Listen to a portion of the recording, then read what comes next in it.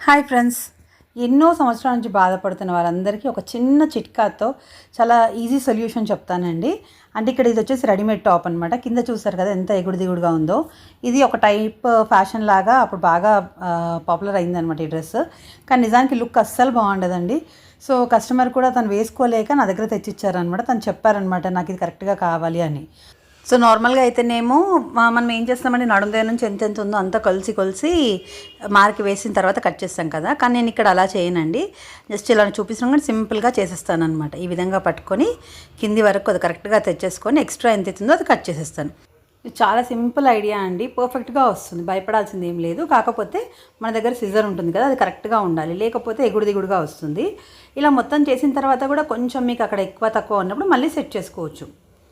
చూస్తారు కదా కింద ఎంత సింపుల్గా కట్ అయిపోయిందో, స్ట్రైట్గా కనిపిస్తుంది కదా. అలాగే లోపల లైనింగ్ ఉంటుంది కదా, ఆ లైనింగ్ కూడా మీరు ఒకవేళ బయటికి కనిపిస్తుంటే లైనింగ్ కూడా మళ్ళీ సేమ్ అదే విధంగా కట్ చేసుకోవాలి. మీరు మళ్ళీ ఒకసారి చెక్ చేసుకోండి. ఏమైనా కొంచెం ఎక్కువ తక్కువ మీకు ఆటోమేటిక్గా తెలిసిపోతుంది. లేదంటే మళ్ళీ సేమ్ ప్రాసెస్ ఫాలో అయినా కూడా మీకు తెలుస్తుంది. చూడండి ఇక్కడ అంటే యూజువల్లీ ఏంటంటే ఇట్లా హెయిర్ కట్ చేస్తారు. స్ట్రైట్ కట్ కావాలన్నప్పుడు నార్మల్గా ఇట్లా పెట్టి స్ట్రైట్గా కట్ చేస్తారు. అదేవిధంగా ఇలా చేయొచ్చు. కాకపోతే ఇది నా ఓన్ ఐడియా కాదండి. ఇది నాకు మా షాప్లో వర్క్ చేయడానికి అప్పుడు ఒకరు వస్తుండే అనమాట. తను వాళ్ళ సిస్టర్ ఏమో కోటిలో చేస్తారంట. అక్కడి వాళ్ళు ఇలా చేస్తారనేసి రఫ్గా చెప్పారనమాట.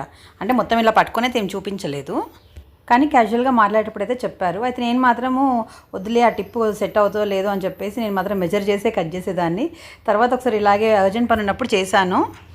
ఇంకా నాకైతే ఆ టిప్ చాలా బాగా నచ్చిందండి. ఇంకా నేను అప్పటి నుంచి ఎప్పుడు అంబ్రెల్లా డ్రెస్సెస్ కుట్టినా సరే ఈ విధంగానే కటింగ్ చేస్తాను. అంటే మనం మొత్తం కుట్టేసిన తర్వాత పీకో చేసే ముందు చెక్ చేసుకుంటే ఖచ్చితంగా ఎగుడు దిగుడు అవుతుందండి. సో అప్పుడు మనం ఈ విధంగా ఎక్స్ట్రా ఏదైతే ఉంటే అది కట్ చేసుకోవచ్చు.